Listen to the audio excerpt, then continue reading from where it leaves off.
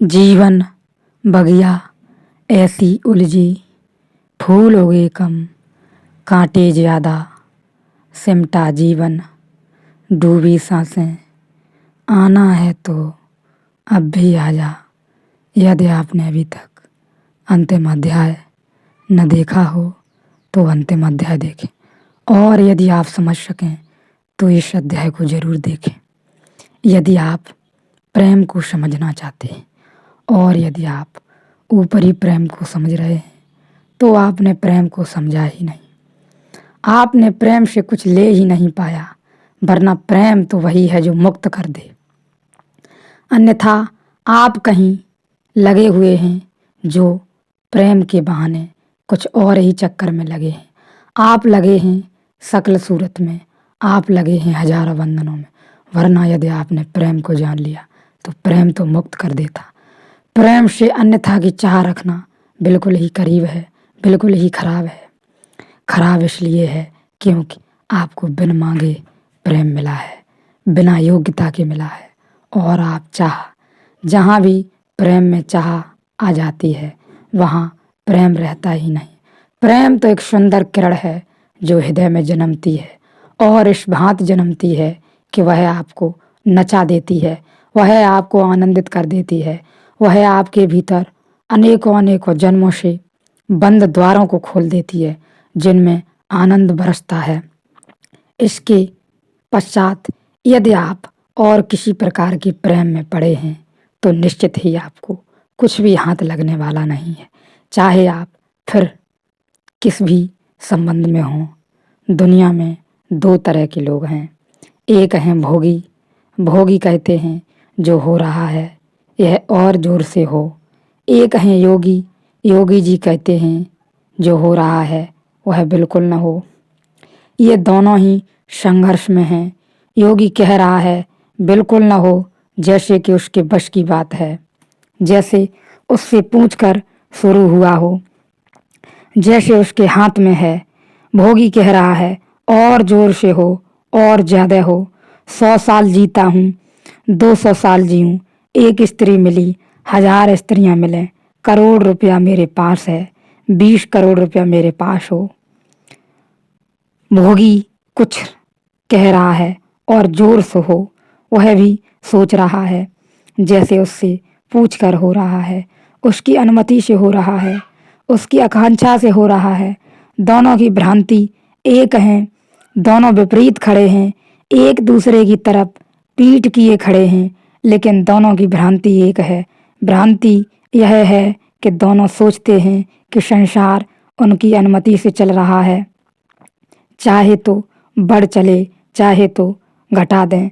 मुल्ला नसरुद्दीन 100 साल का हो गया तो दूर दूर से अखबार नवीश उसका इंटरव्यू लेने आए।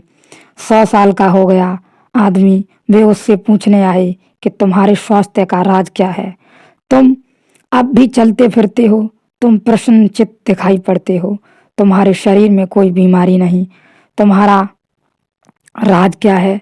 तो मुल्ला ने कहा, मेरा राज, मैंने कभी शराब नहीं पी, धूम्रपान नहीं किया, नियम से जिया, नियम से सोया उठा, संयम ही मेरे जीवन को और मेरे स्वास्थ्य का राज है।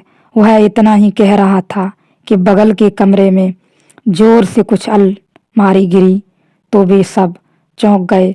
पत्रकारों ने पूछा, यह क्या मामला है? तो उसने कहा, ये मेरे पिताजी हैं, वे मालूम होता है कि फिर शराब पी कर आ गए। कोई आदमी 100 साल जिंदा रह जाता है, वह सोचता है मैंने शराब नहीं पी इसलिए जिंदा हूँ। 100 साल उनके पिताजी पी कर अभी आए, उन्होंने अलमारी गिरा दी है। अगर कोई जैन ज्यादा जी जाता है वह सोचता है शाकाहार की वजह से ज्यादा जी गए।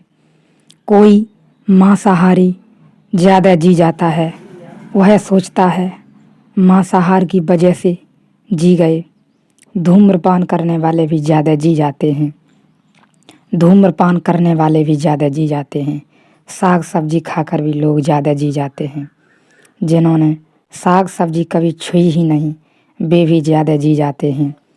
और जो आदमी जिस ढंग से जी जाता है वह सोचता है यह मैंने अपने जीवन का नियंत्रण किया, यह मेरे स्वयं से हुआ, तुम्हारे किए कुछ भी नहीं हो रहा है। तुम करता नहीं हो, तुम्हारे किए कुछ भी न हुआ है, न हो रहा है, न होगा।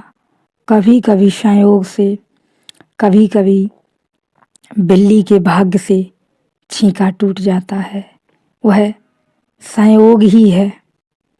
कभी कभी ऐसा होता है, तुम जो चाहते हो वह हो जाता है, वह होने ही वाला था, तुम न चाहते तो भी हो जाता।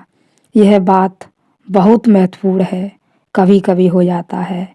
आप कभी अपने जीवन में अनुभव करके देखें, क्योंकि आप चाह भी रहे थे वही और हो भी जाता है वही, लेकिन यहाँ यदि समझ न हो तो एक बुनियादी भूल हो जाती है, क्योंकि होने ही वाला था वही, आप न चाहते तब भी होता, लेकिन आप चाह रहे थे मनपूर्वक और हो गया।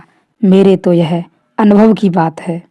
एक गांव में एक बूढ़ी औरत रहती थी, वह नाराज हो गई गांव के लोगों से। उसने कहा, तो भटकोगे तुम अंधेरे में सदा? उन्होंने पूछा, मतलब? उसने कहा कि मैं अपने मुर्गे को लेकर दूसरे गांव जाती हूँ, न रहेगा मुर्गा, न देगा बांग, न निकलेगा सूरज। मरोगे अंधेरे में। देखा नहीं कि जब मेरा मुर्गा बांग देता है तो सूरज निकलता है। वह बूढ़ी अपने मुर्गे को लेकर दूसरे गांव चली गई, क्रोध में और बड़ी प्रसन्न है, क्योंकि अब दूसरे गांव में सूरज निकलता है, वहाँ मुर्गा बांग देता है। वह बड़ी प्रसन्न है कि अब पहले गांव के लोग मरते होंगे अंधेरे में। सूरज वहाँ भी निकलता है, मुर्गे के बांग देने से सूरज नहीं निकलता, सूरज के निकलने से मुर्गे बांग देते हैं। तुम्हारे कारण संसार नहीं चलता, तुम मालिक नहीं हो, तुम करता नहीं हो। यह सब अहंकार भ्रांतियाँ हैं। भोगी का भी अहंकार है और योगी का भी अहंकार है। इन दोनों के जो पार है उसने ही अध्यात्म का रस चखा। जो न योगी है न भोगी है, ठीक यही प्रेम में होता है। प्रेम केवल यदि होता है तो होता है, उससे अपेक्षा भी अधिक मत करना। यदि कहीं बाहर से मिल भी जाए तो धन्यवाद करना परमात्मा का, और उसमें अधिक अपेक्षा मत करना।